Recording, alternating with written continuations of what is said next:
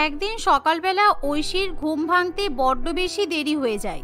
তাই সে ভয়ের চোটে তাড়াহুড়ো করে বিছানা থেকে নামতে যাবে, এমন সময় সেখানে তার শাশুড়িমা এবং ননদ এসে উপস্থিত হয়। তাদের হাতে থাকে একটা বড় টুথপেস্টের টিউব, তোয়ালে 3-4 রঙের টুথব্রাশ, ফেস ওয়াশ থেকে শুরু করে আরো বিভিন্ন রকমের প্রোডাক্ট, যা দেখে ঐশী খুবই অবাক হয়। বৌমা, তুমি উঠে পড়েছো? আমরা কখন থেকে তোমার ঘুম ভাঙার জন্য অপেক্ষা করছিলাম। তোমার ঘুম ভালো হয়েছে তো? এসো, আমি তোমার মুখটা ব্রাশ করিয়ে দিই।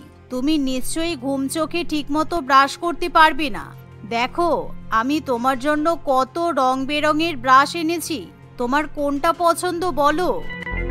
এমন কথা শুনে ঐশী একেবারে আকাশ থেকে পড়ে, কারণ মাত্র 2 সপ্তাহ আগেই ঐশীর বিয়ে হয়।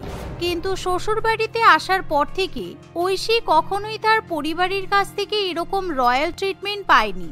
তাই আজকে প্রথমবার শাশুড়িমা এবং ননদের কাছ থেকে এরকম ব্যবহার পেয়ে ঐশী কিছুতেই মেনে নিতে পারে না, কারণ ঐশীর শাশুড়িমা বড্ড বেশি মেজাজি ছিল। আরে না না, আমি একাই ব্রাশ করে নেব। আপনি শুধু শুধু আমাকে ব্রাশ করিয়ে দিতে যাবেন কেন? আমি কি ছোট বাচ্চা নাকি? আপনি ব্রাশগুলো এখানে রেখে যান, আমি ঠিক ব্রাশ করে নেব। আপনার মতো বয়স্ক মানুষকে দিয়ে আমি কি নিজের মুখ ধোয়াতে পারি? ঠিক আছে বৌদি, তাহলে আমি বরং তোমার মুখটা ধুইয়ে দিচ্ছি। আমি তো তোমার থেকে অনেক ছোট, আমি তোমার মুখ ধুইয়ে দিলে তোমার খারাপ লাগবে না। তারপর তোমাকে ভালো করে মুখে ফেসিয়াল করে দেব। তোমার এমন চাঁদের মতো মুখটা ভালোভাবে মেনটেন করতে হবে তো। এরকম কথা শুনে ঐশী কি বলবে কিছুই বুঝে উঠতে পারে না। তার মনে হয় সে যেন কোনো স্বপ্ন দেখছে। ঐশী আর কিছু বলতে যাবে তার আগেই ঐশীর ননদ এবং শাশুড়িমা জোর করে ঐশীর মুখ ধুইয়ে দেয় এবং তার ব্রাশও করিয়ে দেয়। কিছুক্ষণের মধ্যেই ঐশী বাথরুমে গিয়ে স্নান করে সোজা রান্নাঘরে চলে যায়। কিন্তু সেই রান্নাঘরে গিয়ে দেখে তার শাশুড়িমা, স্বামী এবং ননদ 3 জনে মিলে অ্যাভোকাডো টোস্ট, ডিমের পোচ, অরেঞ্জ জুস এছাড়াও আরো বিভিন্ন রকমের খাবার রান্না করে সুন্দর করে ট্রেতে সাজাচ্ছে। আরে বাবা, তুমি কষ্ট করে এত দূরে আসতে গেলে কেন? তুমি ডাইনিং এ গিয়ে সিটে চালিয়ে বসো, আমরা এক্ষুনি তোমার জন্য ব্রেকফাস্ট নিয়ে আসছি। আর তোমার ব্রেকফাস্টের জন্য আশা করছি সবকিছুই আছে। আর তোমার যদি আরো বেশি কিছু খেতে ইচ্ছা করে তাহলে এক্ষুনি বলবে, তোমার জন্য বানিয়ে দেওয়া হবে। বিবেকের মুখে এরকম ট্রিটমেন্ট পেয়ে ঐশী মনে মনে খুবই খুশি হয়। তার মনে হয় সে হয়তো কোনো নতুন দুনিয়াতে এসে পড়েছে, কারণ শ্বশুরবাড়ির লোকেদের কাছ থেকে সে যে কখনো এরকম ব্যবহার পাবে সেটা সে কখনোই আশা করতে পারে না। আপনারা সবাই হঠাৎ করে আমাকে এত ভালোবাসছেন কেন? আমার তো খুব ভালো লাগছে। আমার মনে হচ্ছে আমি যেন স্বপ্ন দেখছি। দেখুন, আমি নতুন বলে আপনাদের কিন্তু আমার সঙ্গে ভালো ব্যবহার করার দরকার নেই। আরে বৌমা, তুমি কি যে বলো না! তুমি আমাদের বাড়ির একমাত্র বৌমা। তুমি হলে এই বাড়ির কুইন। তোমার সঙ্গে ভালো ব্যবহার না করলে হয়? এখন তো সবকিছুই তোমার, তুমি তো সবকিছুরই মালকিন। এরকম কথা শুনে ঐশী ভাবে সে মনে হয় সত্যি সত্যি কোনো স্বপ্নের দুনিয়াতে চলে এসেছে, কারণ বিয়ের পর প্রথম তার শ্বশুরবাড়ির লোকেরা মোটেই ঐশীর সঙ্গে এতটা ভালো ব্যবহার করতো না। তাই ঐশীর কেমন যেন সন্দেহ হয়। সে নানান রকম চিন্তা ভাবনা করতে করতে খাবার খেতে শুরু করে, কিন্তু খাবার খাওয়ার সময় তার মুখে সামান্য একটু খাবার লেগে যায়, যা দেখে তার শাশুড়িমা একটা টিস্যু পেপার দিয়ে তার মুখটা সুন্দর করে মুছিয়ে দেয়। মনে হচ্ছে আমি ঘুম থেকে ওঠার পর কোনো প্যারালাল পৃথিবীতে চলে এসেছি। উফ, আমি তো বিয়ের আগে এরকম শ্বশুরবাড়িরই স্বপ্ন দেখতাম। মনে হচ্ছে উপরওয়ালা আমার স্বপ্ন সত্যি করে দিয়েছে। আমি যে আমার শ্বশুরবাড়ির সবার কাছ থেকে রয়্যাল ট্রিটমেন্ট পাচ্ছি, এর থেকে আনন্দের বিষয় আর কি হতে পারে। এভাবেই খুবই আনন্দ করে ব্রেকফাস্ট করার পর ঐশী যখন দুপুরে রান্নাবান্না করার জন্য রান্নাঘরে যায়, তখন সে রান্নাঘরে গিয়ে 2 জন রান্নার মেয়েকে দেখতে পায়। আরে, তোমরা এখানে কি করছো? আজকে তো আমার রান্না করার কথা। আমার শ্বশুরবাড়িতে তো কোনো রান্নার লোক ছিল না। এই 2 সপ্তাহে আমি তো নিজে হাতে রান্না করেছি। কই, তখন তো তোমাদের কাউকে দেখিনি। তোমাদেরকে কে রান্নার কাজে রেখেছে? কি যে বলেন না দিদি, আমরা রান্না বান্না করবো না তো কে করবে? আপনি হলেন এই বাড়ির মালকিন। আপনি ঘরে গিয়ে বিশ্রাম করুন। আপনার কিছু দরকার হলে আমাদেরকে অবশ্যই বলবেন। মাসিমা আমাদেরকে সবকিছু ভালো করে বুঝিয়ে দিয়েছে। এই শুনে ঐশী তখনই তার শাশুড়ি মায়ের কাছে চলে যায়। মা, আপনি তো আমাকে বিয়ের আগে বলেছিলেন আমাকে নাকি ঘর সংসারের সমস্ত কিছু সামলাতে হবে, রান্না বান্না করতে হবে, কাজকর্ম করতে হবে, তাহলে আপনি হঠাৎ করে এরকম রান্নার লোক নিয়ে এসেছেন কেন? আমি তো একাই 2-3 জনের রান্না বান্না করে নিতে পারবো, রান্নার লোকের প্রয়োজন কিসের? না না বৌমা, তা কখনো হতেই পারে না। ফুলের মতো একটা সুন্দর মেয়েকে দিয়ে আমি এত খাটাখাটনি কি করে করাতে পারি? সে আমি কখন কি বলেছি না বলেছি আমার কথাও তো ধরে রেখো না। তুমি চিন্তা করো না, আমাদের বাড়িতে তোমার আর কোনো অসুবিধা হবে না। এভাবেই দেখতে দেখতে কিছুদিন কাটে। একদিন ঐশীর ননদ রিমা এক গাদা মাসাজ করার জিনিসপত্র, স্টিমার, ফেসিয়াল, ম্যানিকিউর, পেডিকিউর করার বিভিন্ন রকমের প্রোডাক্ট নিয়ে তার বৌদির কাছে চলে আসে। সে প্রথমেই তার বৌদিকে চেয়ারে বসিয়ে দেয়। বৌদি, তোমার নিশ্চয়ই সারাদিন কাজ করে গা হাত পা ব্যথা হয়ে গেছে, এসো আমি তোমার গা হাত পা একটু ভালো করে মাসাজ করে দিই। তোমার জন্য আমি 1 লক্ষ টাকা দিয়ে এই মাসাজিং চেয়ারটা কিনেছি, সঙ্গে তোমার হেড মাসাজও করে দেব। তোমাকে আর পার্লারে যেতেই হবে না, বাড়িতেই তুমি একেবারে পার্লারের মতো ট্রিটমেন্ট পাবে। এই বলে রিমা সুন্দর করে ঐশীর ফেসিয়াল এবং হেয়ার স্পা করতে থাকে। এরকম ট্রিটমেন্ট পেয়ে ঐশীর ভীষণই আরাম লাগে, তাই সে মনে মনে খুবই আনন্দ পায়। দেখতে দেখতে এভাবেই কিছুদিন কাটে। মা, এই দেখো কি এসেছে।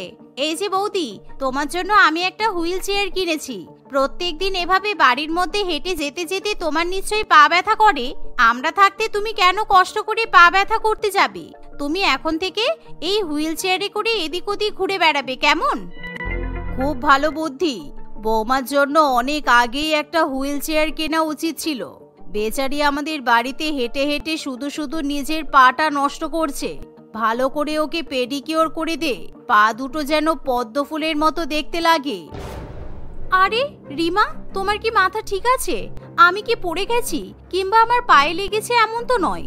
আমি হুইল চেয়ারে করে ঘুরে বেড়াতে যাব কেন? আমি তো দিব্যি সুস্থ সবল পা নিয়ে হেঁটে বেড়াচ্ছি। এই তো কদিন আগেও আমি হেঁটে হেঁটে বাজারে গেছি। আমি যথেষ্ট সুস্থ আছি, আমার হুইল চেয়ারের কোনো দরকার নেই।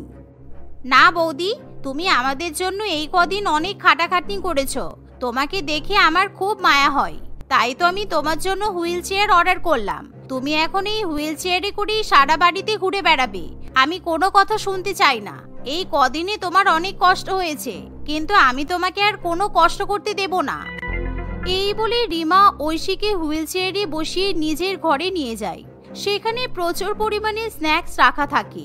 Oreo ice cream, sandwich, Ferrero Rocher, Cheetos, red velvet থেকে শুরু করে মেন চকলেট, বাটারস্কচ ইত্যাদি অনেক ফ্লেভারের পেস্ট্রি এবং আইসক্রিম রাখা থাকে, যা দেখে ঐশীর চোখ একেবারে চড়ক গাছ হয়ে যায়। এই নাও বৌদি, একটা আইসক্রিম খাও। ব্রেকফাস্টের পর নিশ্চয়ই তোমার খুব খিদে পেয়ে গেছে। আসলে তোমার জন্য প্রিমিয়াম লাঞ্চ করা হচ্ছে তো, তাই একটু দেরি হয়ে যাচ্ছে। তুমি ততক্ষণ এই স্ন্যাক্সগুলো খেয়ে পেট ভরাও, কেমন? এখানে সব তোমার পছন্দ মতো খাবার আছে। এত রকমের স্ন্যাক্স একসঙ্গে দেখে ঐশী নিজেকে আটকাতে পারে না। সে খুবই মজা করে স্ন্যাক্সগুলো খেতে শুরু করে। দুপুরে লাঞ্চেও fish fry, fish finger, fish chop, chicken pakora, chicken kebab, mutton kebab, ভেটকি, ইলিশ, পাবদা, কাতলা, রুই, পমফ্রেট, চিকেন, মাটন, হাঁসের মাংস, কোনো কিছুরই কমতি থাকে না। ওরে বাবারে, এত খাবার দাবার রান্না করেছেন কেন? এত খাবার কে খাবে? কি দরকার ছিল মা শুধু শুধু এত বেশি মাছ মাংস নিয়ে আসার? আজকে যা রান্না করেছেন এ তো আমি 2-3 সপ্তাহ ধরে খেয়েও শেষ করতে পারবো না। কেন শুধু শুধু এত রান্না বান্না করতে গেলেন? আমাদের বাড়িতে কি কেউ আসছে? না না, কেউ আসছে মানে? এই সমস্ত কিছু তোমার জন্যই। তুমি টেস্ট করে দেখো কেমন হয়েছে। আসলে তুমি তো শুধু আমাদের বাড়ির বৌমা নও, আমাদের চোখের মণি, তাই তোমাকে একটু খাওয়ানো তো আমাদের কর্তব্য। নাও নাও, খেতে শুরু করো। এই শুনে ঐশী তখনই খাবারগুলো খেতে শুরু করে। দেখতে দেখতে এভাবে প্রত্যেক দিনই ঐশীকে খুব ভালো মতো রয়্যাল ট্রিটমেন্ট দেওয়া হতে থাকে। কিন্তু এতে করে ঐশী খুশি হলেও মাঝে মধ্যে তার কেমন যেন সন্দেহ হয়। আসলে ঐশীর প্রতি তার শ্বশুরবাড়ির লোকেদের এরকম রয়্যাল ট্রিটমেন্টের পেছনে একটা কারণ থাকে। কিছুদিন আগেই ঐশীর মা সীমা দেবী ঐশীর সঙ্গে দেখা করতে আসে। জানিস ঐশী, আমি একটা খবর পেয়েছি। আমার বাবা মানে তোর দাদুর 200 বিঘা জমি ছিল, তার মধ্যে থেকে একটা 3 কোটির বাগান বাড়ি তোর দাদু নাকি তোর নামে লিখে দিয়ে গেছে। আমার মনে হচ্ছে ওই 3 কোটির বাগানটা এবার তুই পেয়ে যাবি। কি বলছো কি মা? 3 কোটির বাগান বাড়ি মানে তো বিশাল ব্যাপার, আমি তো অনেক বড় লোক হয়ে যাব। এমন সময় দরজায় কান পেতে অরুণিমা দেবী এবং রিমা তাদের সমস্ত কথা শুনে ফেলে। সেই খবরটা শোনা মাত্রই তারা ঠিক করে ঐশীকে এবার তাদের তোয়াজ করে রাখতে হবে, তাহলেই তারা ঐশীর কাছ থেকে সম্পত্তি হাতিয়ে নিতে পারবে। সেদিনের পর থেকেই শুরু হয়ে যায় নতুন বৌমার রয়্যাল ট্রিটমেন্ট। কিন্তু এরই মধ্যে হঠাৎই একদিন ঐশীর মা ফোন করে বলে, ঐশী, খুব খারাপ খবর আছে রে মা। আগের দিন আমি তোকে যেই 3 কোটি টাকার সম্পত্তির কথা বলেছিলাম না, ওই সম্পত্তিটা তুই পাবি না। খবর পেলাম আমার বাবার সম্পত্তিটা আমার ভাইরা অনেক আগেই হাফিস করে দিয়েছে। কি বলছো কি মা? ওই 3 কোটির বাগান বাড়ি আমি পাবো না? দূর, ভালো লাগে না। কত আশা করে বসেছিলাম, ওই 3 কোটি টাকা দিয়ে আমি কত কিছু করতে পারতাম বলো তো। দূর, আর ভালো লাগে না, রাখো। এমন সময় অরুণিমা দেবী ঐশীর ঘরে খাবার নিয়ে আসে, আর সে যখন ঐশীর সমস্ত কথা শুনে ফেলে তখনই সে আবার খাবারগুলো নিয়ে ডাইনিং টেবিলে ফিরে যায়। কি হলো মা, এখনো পর্যন্ত আমি খাবার পেলাম না কেন? আমার তো খুব খিদে পেয়ে গেছে, আমি কখন থেকে না খেয়ে বসে আছি। আপনি আমাকে খাইয়ে দেবেন না? তাড়াতাড়ি খাইয়ে দিন। তুমি কি কচি খুকি নাকি? নিজের হাত আছে, খেয়ে নাও, তোমাকে খাইয়ে দেওয়ার কি আছে? এমন সময় হঠাৎ করে রিমা সেখানে এসে ঐশীকে জোর করে হুইল চেয়ার থেকে তুলে দিয়ে বলে, বৌদি ওঠো, এখান থেকে ওঠো। এই হুইল চেয়ারটা আমি এবার ওয়েলেক্সে বেচে দেব। এই মাসাজ করার চেয়ার আর বাকি যন্ত্রপাতিগুলো বিক্রি করে দিতে হবে। শুধু শুধু আমি তোমার পেছনে 2 লক্ষ টাকা খরচ করতে গেলাম। যাও যাও, এখন আমার জন্য রান্নাঘরে গিয়ে ফ্রেঞ্চ ফ্রাই আর বার্গার বানিয়ে নিয়ে এসো। এসব তুমি কি বলছো? তুমি তোমার পায়ে ব্যথা হবে বলে হুইল চেয়ার কিনে নিয়ে এসেছিলে, আর বাড়িতে তো রান্নার লোক আছে, আমি কেন রান্না করতে যাব? হ্যাঁ, শখ কম না। বাপের বাড়ি থেকে রান্নার লোক এনেছিলে নাকি, যে তোমার জন্য রান্নার লোক রান্না করে দেবে? আজকে রাত্রিবেলা বাসন্তী পোলাও আর রিয়াজি মাটন রান্না করবে। যাও, আমার জন্য এখন চা পকোড়া বানিয়ে নিয়ে এসো। নাটক। ননদ এবং শাশুড়ি মায়ের মুখে এরকম কথা শুনি ঐশী বাধ্য হয়ে রান্নাঘরে যায়, কিন্তু সেখানে গিয়ে সে সত্যিই কোনো কাজের লোককে দেখতে পায় না। ফলে ঐশীকেই রান্নাবান্না করতে হয়। ঐশী কিছুতেই বুঝে উঠতে পারে না কিভাবে তার জীবনটা আবার আগের মতো হয়ে গেল। এখন আর অরুণিমা দেবী কিংবা রিমা কেউই তার ধারে কাছে ঘেঁষতে চায় না, বরং ঐশীকেই এখন তার শ্বশুরবাড়ির পরিবারকে রয়্যাল ট্রিটমেন্ট দিতে হয়। ম্যাডাম, আমাকে দয়া করে সাহায্য করুন। আমাকে আপনার স্কুলে কোনো কাজ দেবেন ম্যাডাম? আমার কাজের ভীষণ প্রয়োজন। আপনি যা কাজ দেবেন আমি তাই করে দেব। দয়া করে আমাকে যে কোনো একটা কাজ দিন না ম্যাডাম। কাজ? কিন্তু তুমি কি কাজ করবে? তুমি তো এখন অনেক ছোট, তুমি কি কোনো কাজ করতে পারবে? হ্যাঁ ম্যাডাম, আমি সব পারবো। আপনি বলুন না আমি কি করব। আপনি যদি বলেন আমি স্কুলে ধোয়া মোছার কাজ করতে পারি। ঠিক আছে, তাহলে তাই করো। কাল থেকে স্কুল খোলার আগে তুমি স্কুলে চলে আসবে আর তোমার কাজ করা শুরু করে দেবে। এখন তুমি যাও। স্কুলের প্রিন্সিপাল ম্যাডাম শ্রীতমা দেবীর কথা শুনে তিতলি ভীষণ খুশি হয়। সে পরের দিন থেকেই স্কুলে সাফ সাফাইয়ের কাজ করা শুরু করে দেয়। সে খুবই মন দিয়ে স্কুলের কাজ করতে থাকে। দুপুরের আগে তার সমস্ত কাজ কমপ্লিট হয়ে যেত। তার কাজ কমপ্লিট করার পর সে বাড়ি ফিরে যেত না। সে জানালা দিয়ে স্কুলের বাচ্চাদের ক্লাস করা দেখত আর মনে মনে ভীষণ খুশি হতো। এরকমই একদিন সে যখন জানালা দিয়ে বাচ্চাদের ক্লাস করা দেখছিল, তখন তাকে শ্রীতমা ম্যাডাম দেখে ফেলে। এই যে, তুমি এখানে দাঁড়িয়ে দাঁড়িয়ে কি করছো? তোমার তো কাজ অনেক আগেই হয়ে গেছে, তুমি এখনো বাড়ি যাওনি কেন? না ম্যাডাম, আসলে আমি এই বাচ্চাদের পড়ানো দেখছিলাম। আমার খুব ভালো লাগে। আমি প্রত্যেকদিন এদেরকে পড়তে দেখি আর মনে মনে ভাবি এরা কত ভাগ্যবান যে এরা পড়াশোনা করতে পারছে, আর আমার পড়াশোনা করার বয়সে আমি এখন কাজ করছি। তুমি পড়াশোনা করতে চাও? তোমাকে তো একটা কথা জিজ্ঞাসাই করা হয়নি। তুমি কোথায় থাকো? তোমার বাবা মা কি করে? আর তোমাকে এই বয়সে স্কুলে সাফ সাফাইয়ের কাজ করতে হচ্ছে কেন? হ্যাঁ ম্যাডাম, আমি পড়াশোনা করতে চাই। আমার বাড়িতে আরো দুটো বোন আছে, ওরাও পড়াশোনা করতে চাই। আগে আমরা 3 বোনই পড়াশোনা করতাম, কিন্তু এখন আমাদের সবকিছুই পাল্টে গেছে। এই বলে তিতলি তার দুঃখের কথা শ্রীতমা ম্যাডামকে বলতে শুরু করে। মনোরমা তার 3 মেয়ে তিতলি, মেঘনা এবং প্রিয়াঙ্কার সঙ্গে বাস করত। মনোরমা বিধবা ছিল। তার স্বামী রামলাল চন্দনবাবু নামে এক বিল্ডিং কন্ট্রাক্টরের কাছে দিনমজুরের কাজ করত। একদিন কাজ করার সময় রামলাল হঠাৎ করে হার্ট অ্যাটাকে আক্রান্ত হয়ে মারা যায়। সে মারা যাওয়ার পর তার 3 মেয়ের ভরণ পোষণের সমস্ত দায়িত্ব মনোরমার উপর এসে পড়ে। তার মেয়েদেরকে নিয়ে সে ভীষণ পরিমাণে চিন্তায় পড়ে। হে উপরওয়ালা, তুমি আমাকে কোন পাপের শাস্তি দিচ্ছ? আমি আমার 3 মেয়েকে এবার কিভাবে একা একা সামলাবো? আমি এত দায়িত্ব কিভাবে পালন করব? তুমি আমাকে দয়া করে রাস্তা দেখাও। মনোরমা অনেক ভাবনা চিন্তা করার পর চন্দনবাবুর কাছে কাজের সন্ধান করতে যায়। তার স্বামী রামলাল চন্দনবাবুর কাছেই কাজ করত। তুমি মেয়ে ছেলে হয়ে এই কাজ করতে পারবে না। এই কাজটা কোনো ছেলে খেলা নয়, যথেষ্ট বেশি পরিশ্রম করতে হয়। সারাদিন ইট বালি পাথর বহন করতে হবে। তুমি পারবে? হ্যাঁ মালিক, আমি নিশ্চয়ই পারবো। আমাকে যে পারতেই হবে, না হলে আমি আমার 3 মেয়েকে খাওয়াবো কি করে? আর আমার 3 মেয়েকে পড়াশোনা কিভাবে করাবো? আমি এখন কঠিন থেকে কঠিন কাজ করার জন্য বাধ্য। আপনি দয়া করে আমাকে কাজটা দিয়ে দিন বাবু। হ্যাঁ হ্যাঁ ঠিক আছে, কাল থেকে কাজে চলে এসো। আর হ্যাঁ, কাজ করার পর দিন শেষে টাকা পাবে। এখন যাও এখান থেকে। পরের দিন থেকে মনোরমা দিনমজুরির কাজ করতে লেগে পড়ে। মনোরমার বয়স তখন খুব বেশি ছিল না। সে দেখতেও ভীষণ সুন্দরী ছিল। তাই সে যখন কাজ করতে ব্যস্ত থাকতো, তখন চন্দনবাবু তার দিকে কুনজর আক্ষেপ করত। সারাদিন ধরে ইট বালি পাথর বহন করতে তার খুব কষ্ট হতো। তার হাতে পায়ে সবসময় ছোটখাটো চোট লাগতেই থাকতো। এমনকি ধীরে ধীরে সে ভীষণ দুর্বল হয়ে পড়ে। তবুও সে মনে জোর নিয়ে তার কাজ করত। মালিক, আমার কাজ করা হয়ে গেছে। আমি এবার বাড়ি যাব। আমার মেয়েরা আমার জন্য অপেক্ষা করছে। আর আমার টাকাটা? বাড়ি? এত তাড়াতাড়ি বাড়ি যাবে কেন? সবসময় তোমার বাড়ি যাওয়ার এত তাড়া থাকে কেন? এখন কেউ বাড়ি গেছে দেখেছো? এমনিও তুমি মহিলা বলে আমি তোমাকে কাজে রাখতে চাইছিলাম না। তুমি তো ঠিকঠাক মতো কাজও করতে পারো না।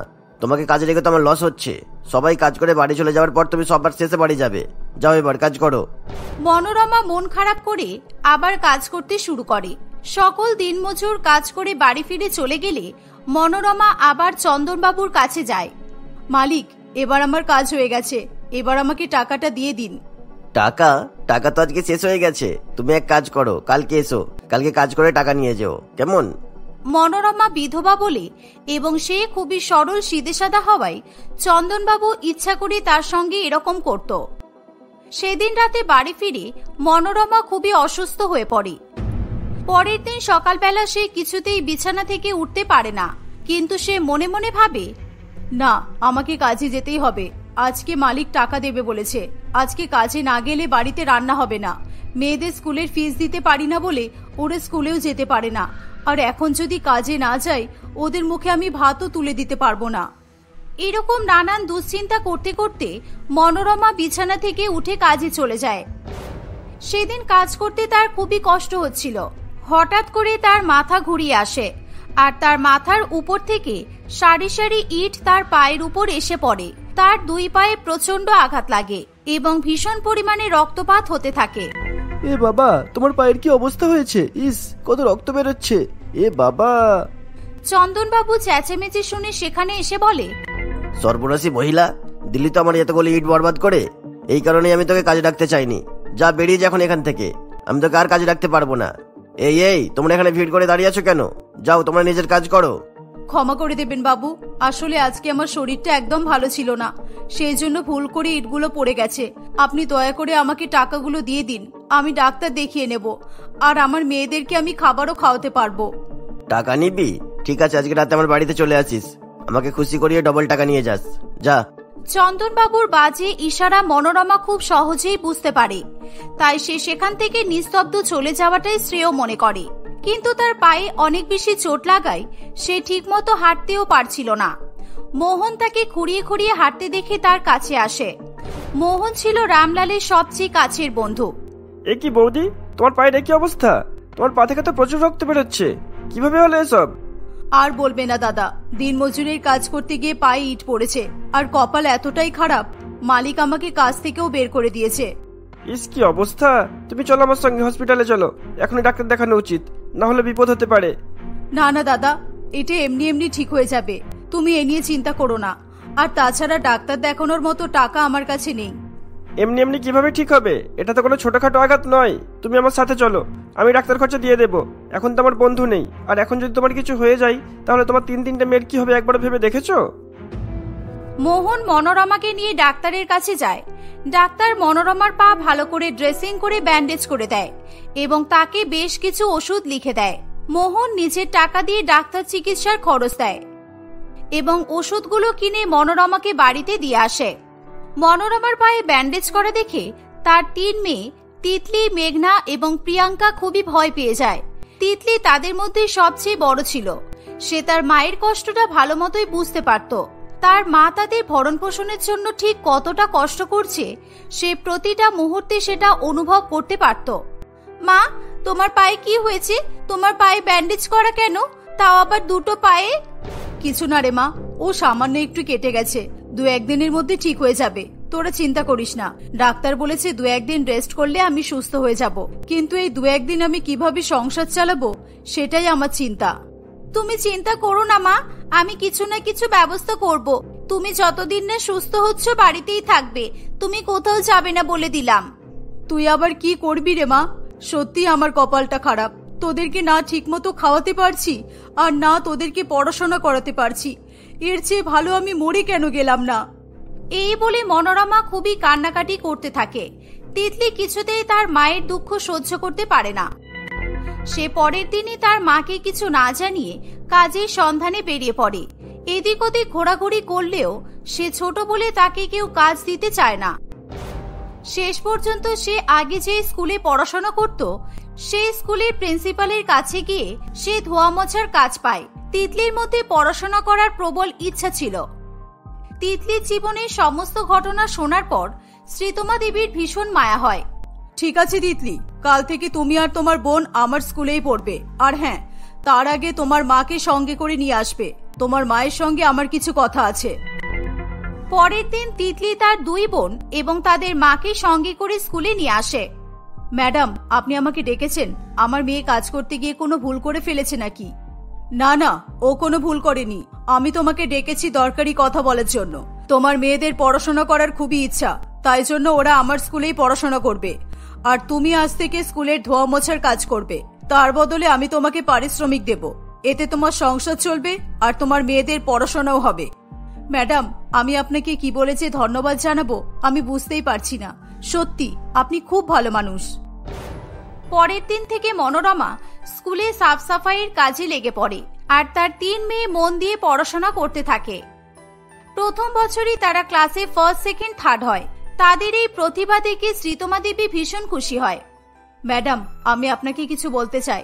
যদি কাল থেকে স্কুলে সাফ সাফাইয়ের পাশাপাশি আপনাদের হোস্টেলে সাফ সাফাই করি আর আপনি আমাকে আরো কিছু টাকা দেন, তাহলে আমার মেয়েদেরকে আমি টিউশন পড়াতে পারবো। ওরা তাহলে আরো ভালো মতো পড়াশোনা করতে পারবে। তুমি হোস্টেলের কাজ করলে করো, আমি তোমাকে এক্সট্রা টাকাও দেব, কিন্তু সেই টাকা দিয়ে তোমার মেয়েদের টিউশন পড়ানোর কোনো দরকার নেই। কারণ ওরা এত ট্যালেন্টেড, এত মেধাবী, ওদের টিউশন পড়ার কোনো দরকার নেই।